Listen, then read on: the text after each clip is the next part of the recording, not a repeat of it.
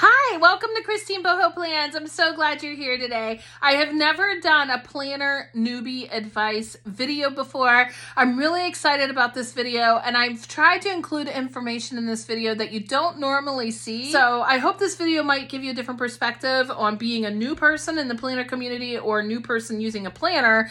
So if you're interested in hearing about all of this, please stay tuned.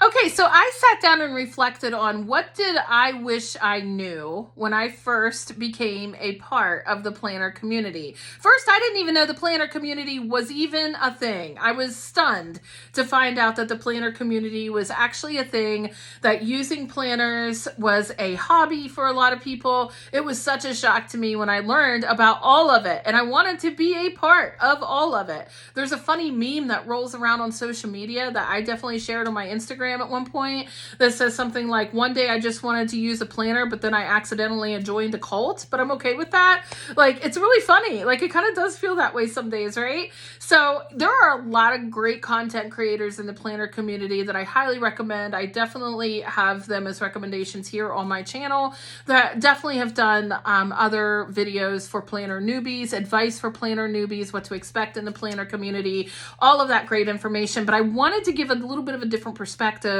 on what would be helpful to know as you are really joining the planner community and as you're becoming a part of the planner community, as well as if you've been here for a while, maybe some of this will validate some of the things that you have recognized in the planner community or you've thought about. And some of these things just are things that we don't talk a lot about in the planner community because they're just not as fun to talk about, but they're real, right? So let's go ahead and get started. I wrote this stuff down, so you're going to see me looking down just to kind of refresh my own memory on what were some of the things I felt were important. So, number one, the first piece of planner advice or planner knowledge I would give to someone that is just coming into the planner community and just starting to want to use a planner and all the planner accessories out there is that planning, this hobby, planners are expensive. I don't know that we talk about enough how expensive this hobby can get.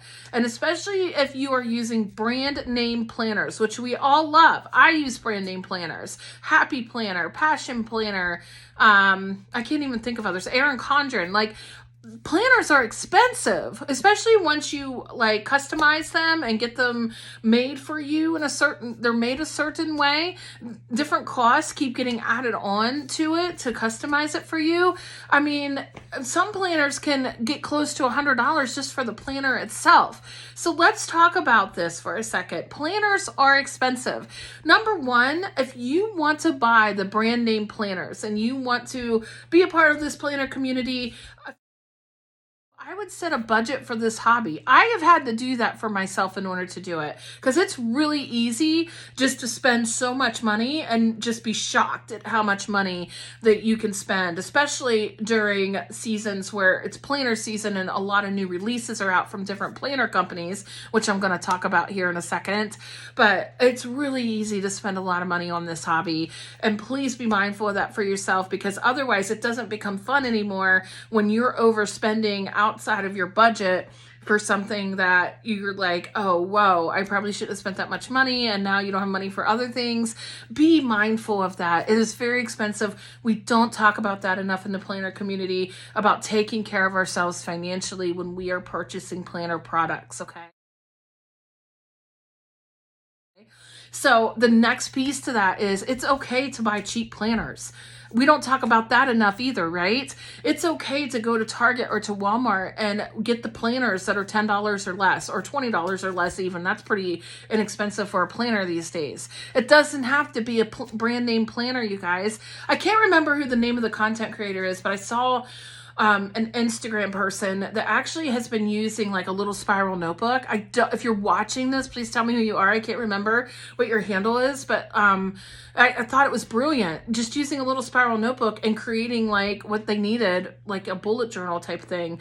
There is nothing wrong with that. Just because it's not a beautiful, expensive, high quality journal or planner doesn't mean that your planning skills don't belong in this planning community.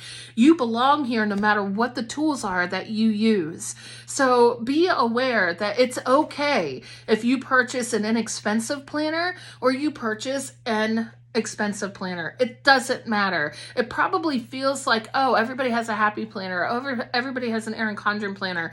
And that can feel like, oh, I feel a little excluded because I can't afford those planners. Please don't let that bother you. You use the planners that work for you and that fit within your budget, because you have to budget to keep up with this hobby. Okay. I just wanted to put that out there as the first thing, because everything else I think is based on that. Like, can you afford this hobby? You can make yourself afford it. You just don't have to pay as much money as you see a lot of people in the social media world paying for their planners. And you have to also remember, if you're brand new to the planner community, there's a lot of content creators out there that have been doing like the content creator videos for planners for such a long time, especially like with Happy Planner, where they get free products sent to them all the time. And some of them are very open and very transparent about that, just to let you know, like, they're not spending all this money on planners. The products get sent to them so that they can advertise it basically on their channel. So we are not expected at all to spend all that money on all these planners, okay? As just everyday general planner people, we have to stay within our budget, respect ourselves for that, and we need to respect each other for that. Don't judge other people if they're not using the most expensive planner out there. Just to celebrate with them that they are able to use a planner that is within their budget, that makes them happy, and that works for them. There are planner seasons.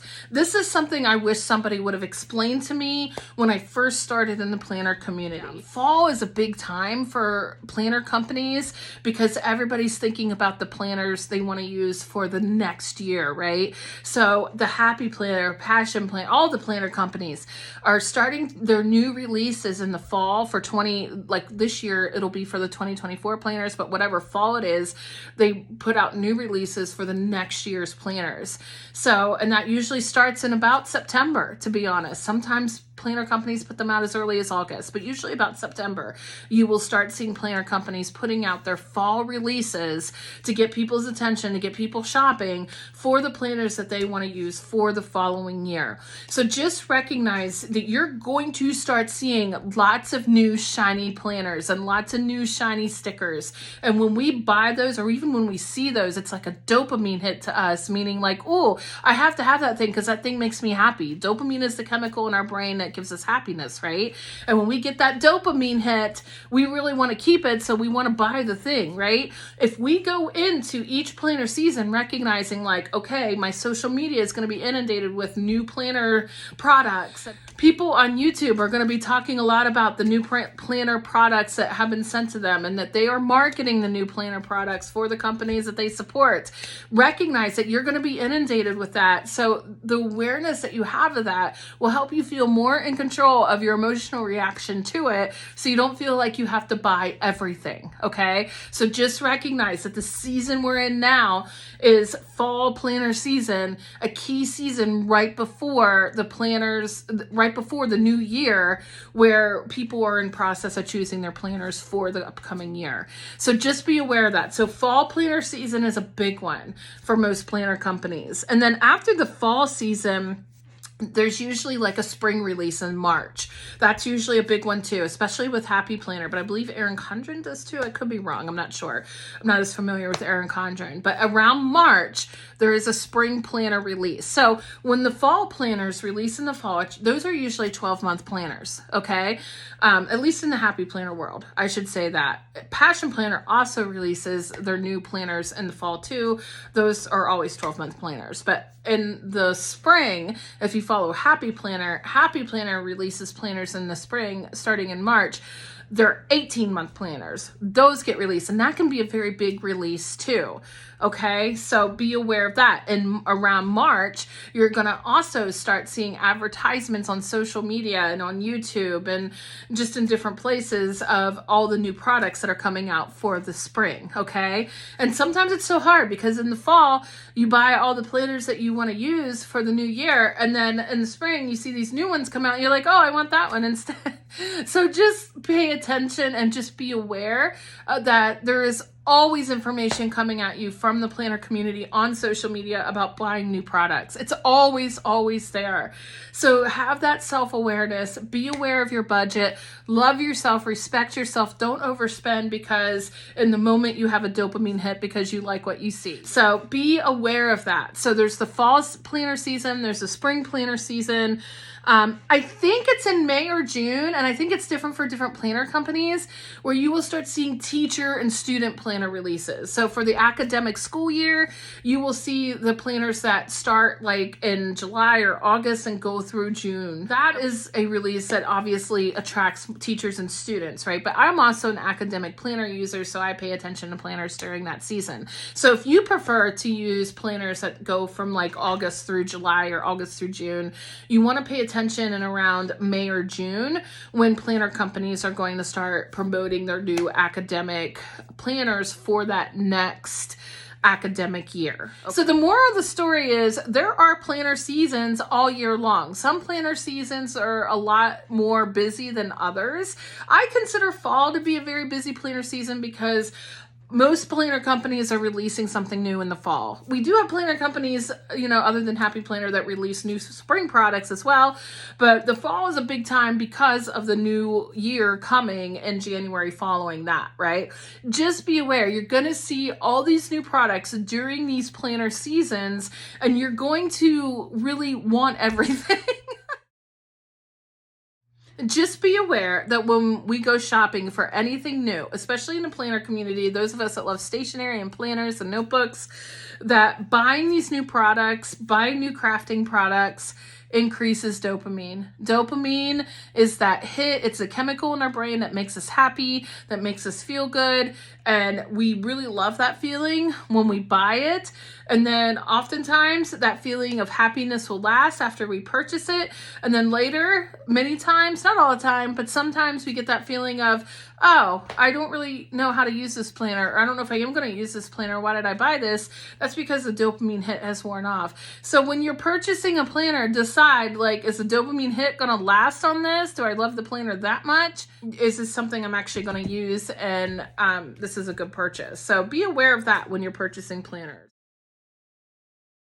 There's the whole topic of social media in the planning community. I just want to throw a few facts out there that, that I don't think we talk about enough. First of all, you don't have to post on social media to be in the planner community.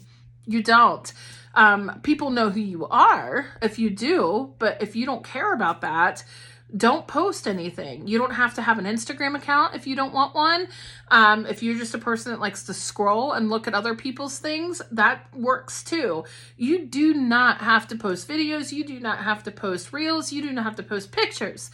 Anything in the planner community if you don't want to do that. Many times people talk about the planner community and all the people they've met online and that kind of thing, and that makes it feel like, oh, that's the planner community. You are still in the planner community even if you don't post your planner information online. I know there's a lot of people that just don't want to do that. Some people don't like to do that because the stuff they put in their planner is personal. I have stopped doing that. Like if I, like the before the pen and after the pen pictures, I'm doing more before the pens because I really, sometimes I post things that maybe I just don't want everybody in the world to see, and that's okay. That is okay. I actually, a long time ago, I can't remember what I posted or what planner it was that I posted, but I had a before the pen picture that was really pretty that I posted, and somebody wanted to know if I was going to post the after the pen. They wanted to see what it looked like, and I was like, yeah, I'm probably not going to do that because this is a journal and I don't want to share that on social media. So just respect that out of people. Just respect that not everybody's going to want to post after the pen information because they don't want to put their information out there for everyone to see. Now, as far as social media goes, you get to decide how you use it. Okay, like I said, you can just be a person person that enjoys other people's stuff. If you want to post on social media, then by all means, go ahead and do that. Be a part of it. I have heard some content creators say, like, to get the most out of the planner community, that you have to be a part of social media, that you have to post and share. I disagree with that. It's what makes it fun for you, okay? It depends on what you need out of this that makes it meaningful for you. If it's stressful for you to post online or to use social media for you, don't do it. Just do what makes you happy, okay? We don't talk about that enough, that social media is not a requirement to be in the planner community. And speaking of social media, just be aware that when you're looking at social media, it does influence your brain. It influences how you think. It influences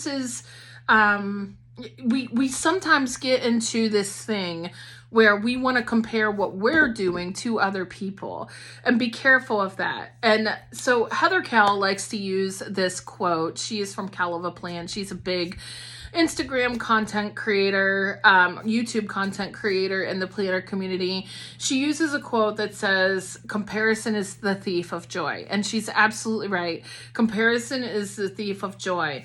But the problem is our brains, we see something pretty or we see something that looks really impressive, and we do want to compare ourselves to that. Be aware of it. You don't have to use stickers ever. You can be a completely functional planner and just use regular pen and paper in your planner. That is what planners are for, to be used in a functional way, right? So you do not have to use stickers. You do not have to use all the like accessories or frilly things that we all like to buy in the planner community. Not all of us, many of us like to use. If that's not your thing, don't use it, okay? You don't have to do that at all. And so when you're looking at other people's pictures or watching other people's videos and you're thinking, oh, well, mine doesn't even like compare to that. Don't have that thought. Like, stop that thought before it goes any further in your brain. You are still part of the planner community, even if yours doesn't look like someone else's, even if you're not using stickers, or even if your planner is not the most expensive planner. You are still in the planner community regardless of all of that. Do not compare. And if when you're looking at social media and you just can't help but compare what you're doing to what other people are doing, then maybe I would take a break from social media altogether and just focus on your hobby and what it does for you. Don't look at other people's pictures. Don't look at other people's videos. Just focus on what it's doing for you. And until you feel fully confident in what it does for you and how it makes you happy, that you're not going to compare yourself to others, don't look at social media until you are confident in that, okay? You are part of the planner community, even if you're not on social media, even if your planners don't look like anyone else's. You are unique, and you use your planners however they work for you.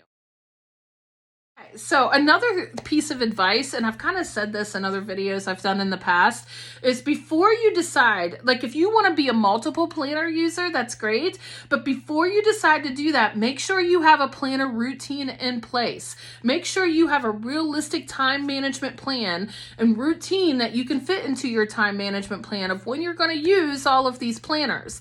When you first get into the planner community and you want to be a multiple planner user, it can get really exciting because it's like, oh, I'm going to do a meal planner and a budget planner and a faith planner and a catch-all planner. It gets really fun and exciting because you get to buy all the new pretty planners, right? But then if you don't have a plan for how you're going to use these planners, not just even how you're going to use them, when is the key. If you don't have a plan for when you're going to use these planners, you won't use them. So buying the planners then will feel like a waste. So be aware of your time management, be aware of your routine of when you are using these planners. I'm going to put a video up in the corner that I've done about how to create a planner routine, or what to know before you create a planner routine. This video goes through steps on how to do that.